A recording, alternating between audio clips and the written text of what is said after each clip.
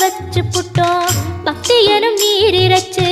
வேர்பிடிக்க பாடுபட்டோம் முப்பழமாய் உன் தலத்தை